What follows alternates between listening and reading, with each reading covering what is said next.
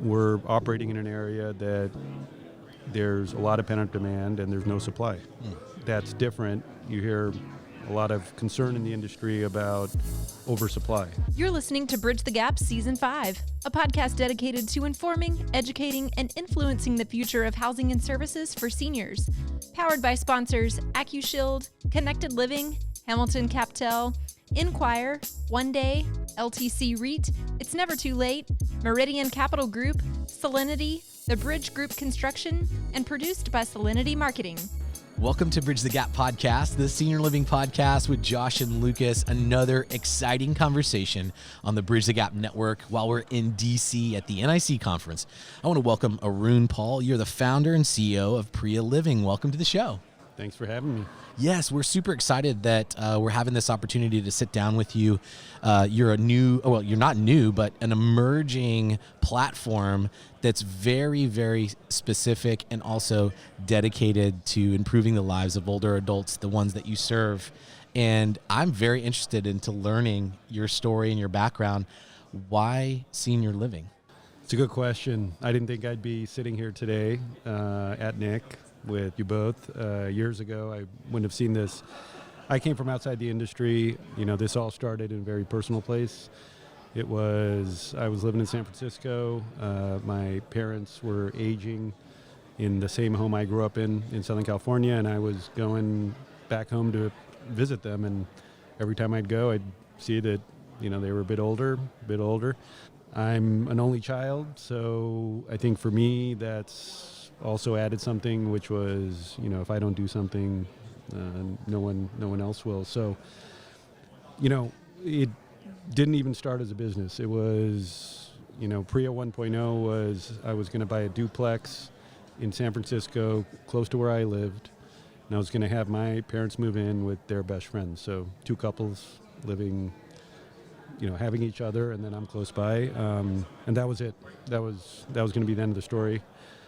So I started down that path, and almost immediately I start getting calls from their friends and friends of their friends that would call and say, I hear you're, you know, doing something. How many apartments are there? You know, where is it? How big is this? That was how this whole thing got started. I mean, I think that was the first time where I realized this was a lot bigger than just my family. That was the beginning. What an interesting story that I've got to know a lot more of. But there's way more details than that. That's the beginning. But I want to go backwards just a little bit. I mean, so you started at this point, but prior to even that, what were you doing prior to senior housing? Yeah, so right at that point, and what I had been doing for many years prior to that was I was in the resort business. Okay. So I was building resorts, I was operating resorts, and it was as fun as it sounds. You know, I really enjoyed it. I wasn't looking to do anything different, but, you know, so that was really my experience. It was hospitality, but, you know, I think there are a lot of parallels, you know, with senior housing now that I look back. So even though it was outside the industry, I guess you could say, you know, I think there's a lot of things that are similar. Yeah. So now fast forward, you saw the need of your parents. You don't really have any ambition of building necessarily senior communities, but all of a sudden the demand starts coming to your doorstep. I mean, take us on a little bit of the journey, because Priya's like 13 years old, is that correct? Mm-hmm. So on that 13-year journey, I mean, what has it been like, and what progression did you go from, okay, I'll build maybe one of these, to, okay, now I just want to build a lot of them all over the country? That didn't happen overnight. Yeah. Well, of those 13 years, there were probably, you know, the first 3, we hadn't done a thing. I was working to make this happen, but, you know, at the beginning it was hard. I mean, there were a lot of questions about, this was a new idea. You know, there were a lot of questions in places like this about, is this going to work? Is there a need? Why do you feel like you need to do this? I mean, there were a lot of questions. So, you know, the beginning, it's not easy for sure. I didn't give up. I was stubborn. You know, I felt like, you know, I felt really strongly about it. We opened our first community in 2013, and that is a community in Santa Clara. We acquired an existing multifamily building and then renovated it, and that was, I guess you could say, our proof of concept. And my parents moved in. The thing filled up. At the time, it was really a one-person show. I mean, I was going to pick up lunch for folks at the restaurant, and dropping people off at the airport and doing all those things. And then slowly, we got to our second community and then our third community. But from the beginning, I did really deeply feel that this was going to be much, much bigger than one community. I mean, I just knew that, but it took a long time for that to manifest itself. I think most significantly for us, I mean, in the last 2 years, we entered into a partnership with Welltower and are now expanding nationally and have development sites in multiple states. Wow. And I can say it's finally, after all these years, it feels like taking off. What a great success story. So what would you say is Priya's secret sauce? What makes you guys special? What's a little bit different about you guys that separates you from Nick players that are here with us today? Well, I guess, there's a lot of things. I think the one that's most obvious to people is, we are serving an underserved demographic, right? I think the senior living industry has not done a good job of serving people of color. There has been no focus on it. And frankly, I think from a lot of people, there was just a lack of understanding that there's a need for this. That's really the starting point. If you look at the demographics of the U.S., there's this phenomenon that's been called the browning of the graying of America, which is obviously people understand the graying part, people understand the browning part, but you put them together, and the fastest growing segments of the U.S. population are elderly immigrants. That's one part of it, is just from a strategy standpoint. But I think beyond that, I mean, we take a lot of pride in creating communities that feel very joyful, very uplifting. We bring design principles in from the hospitality industry, for example. We very intentionally, wanted to create places that make people happy. And it's not, there's that perception of senior living that's out there, right? And I think for us, we wanted to go the extra mile in trying to change that. Largely because, in the beginning, because there were so many questions about what we were doing, I think we felt like we had to do more. So I think what makes us different is all those things. Well, that's really exciting, and something that I know our listeners are going to love to hear more about. I'm curious, so obviously this started for you, as you told us, really with, okay, mom and dad need a place. Obviously, you weren't doing feasibility studies and all these kind of things, and you want them close to you. So now that it's a sophisticated, well-capitalized machine, so to speak, where you're developing, you're acquiring, do you think your approach to finding underserved areas, how is that different, that process may be different than what a traditional developer that's going out and either getting just your typical feasibility study and looking for market rate demand? Are there other characteristics you're looking for in a market that determine whether you're going to acquire there or build there versus a traditional developer that's here at Nick? Sure. Well, we focus on MSAs that have that are diverse, and then within those MSAs, we focus on neighborhoods that are diverse. I would say that's probably a different approach than what most people here are doing. So we go out very intentionally looking for those areas. I think yes. I think that's different than the conventional. Sure. The conventional approach. Yeah. Well, does that also mean?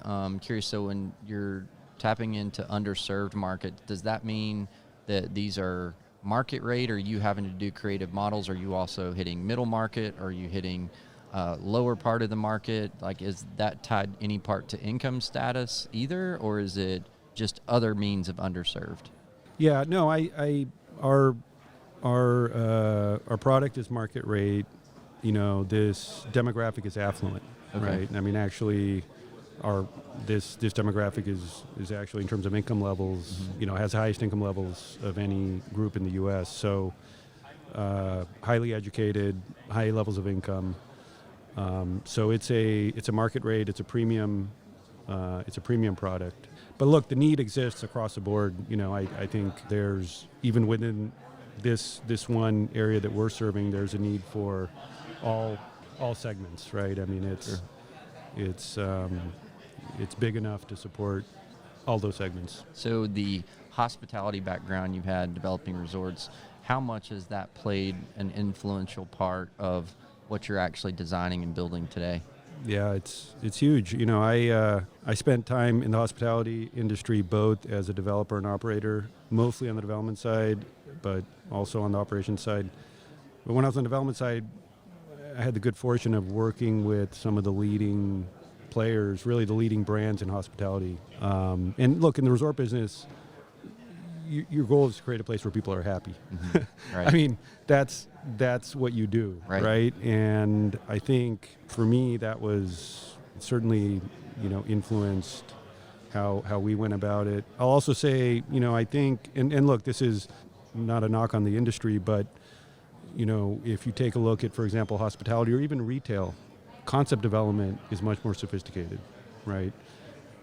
In other areas, you're seeing that people understand how to emotionally connect with consumers, right, and how to make people happy, right? And so that's an area that I think we in the industry have some work we should do. I mean, I think this idea, and again, it's like just it shouldn't be that people's association of senior living is negative, right? I mean, that's just the starting point.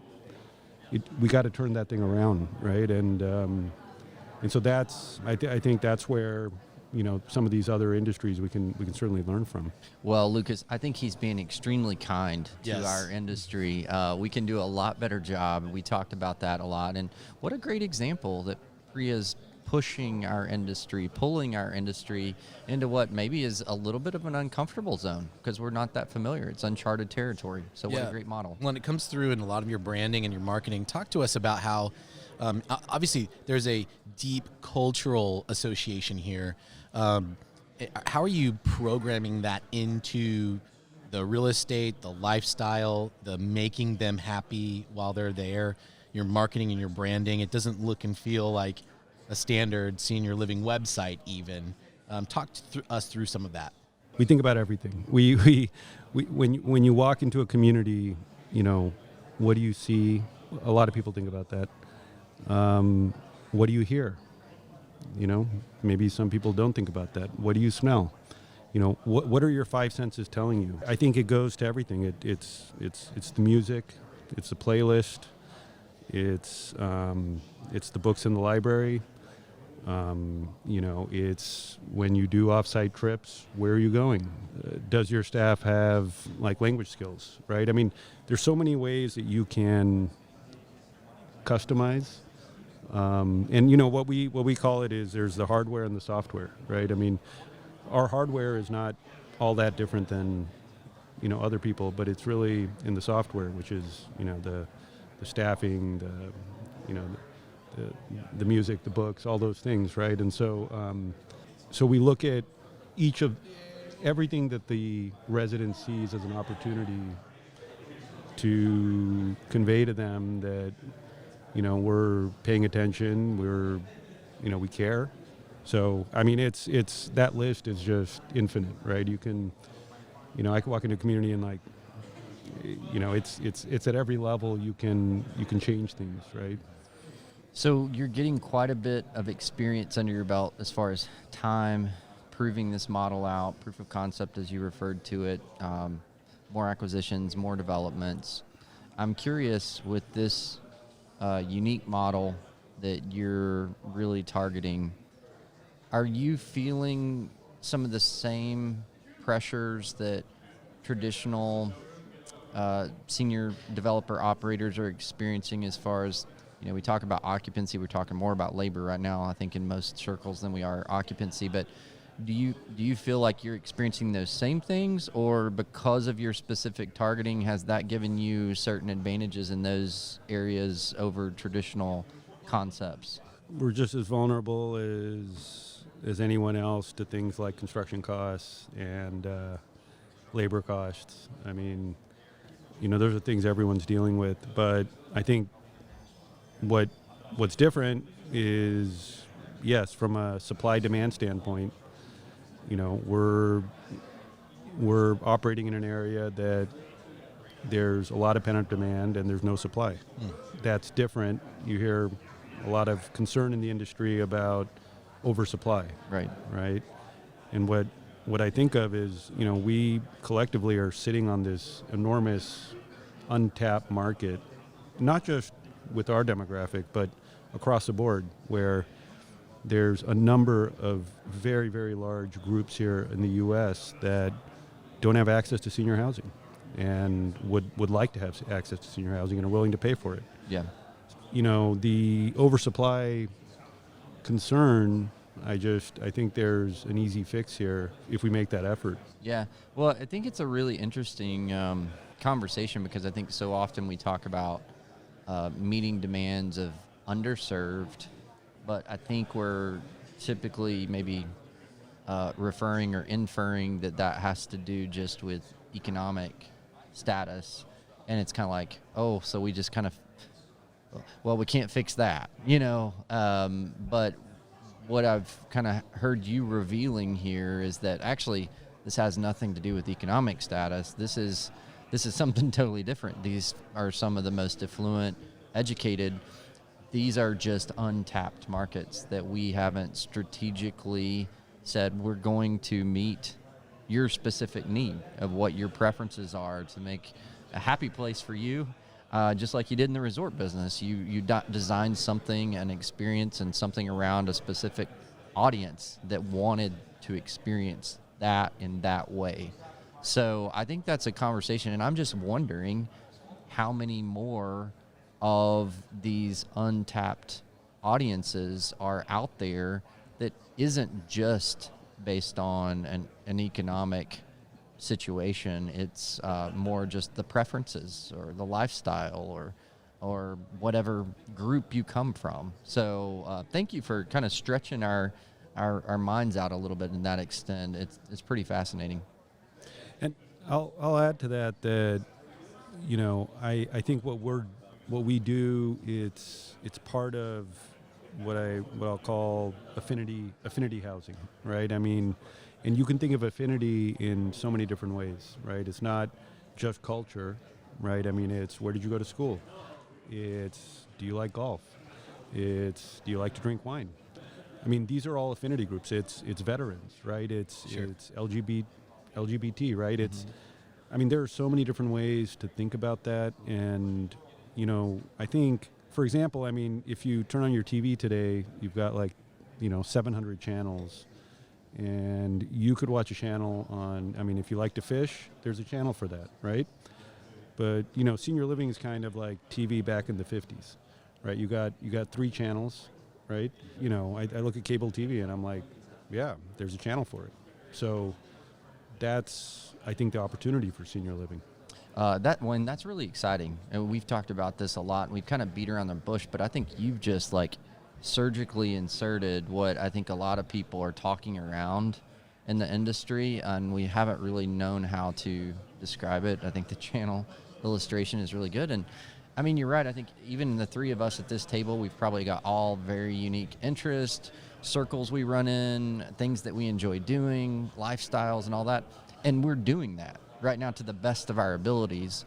So why, just because we're aging, all of a sudden do we go from our 700 channel lifestyle to the 3 channel lifestyle? It doesn't seem like that's what I want to have lived my entire life. to be experiencing there. So what a great illustration, Lucas. Yeah. This is fun. We want to be around whiskey drinkers when we're 90. I mean, that's just the bottom line. Exactly. Exactly. No. Margaritaville. There we go. There you go. There That's you go. right. There is a place that we will be I love happy. that. I do love Margaritaville, by the way. So Yeah. it's a great. We need totally Whiskeyville. Why can't we get Whiskeyville? Yeah, Anyville. That'd be Yeah. great. Okay, great. Well, Arun, thank you for spending time with us today. We know that you're very busy. We've had a lot of fun having this conversation with you. And I know our listeners are going to want to learn more and connect and be a part of this conversation. And the best way to do that is go to btgvoice.com. You can download this episode and more. Connect with us on social. And we'll also connect Arun and all of his organizations in the show notes. And it's going to be great if you want to learn more information. Thank you for your time today. That was a lot of fun. Well, Thank fun. you guys. Thank you. And thanks to all of our listeners for listening to another great episode of Bridge the Gap. Thanks for listening to Bridge the Gap podcast with Josh and Lucas. Connect with the BTG Network team and use your voice to influence the industry by connecting with us at btgvoice.com.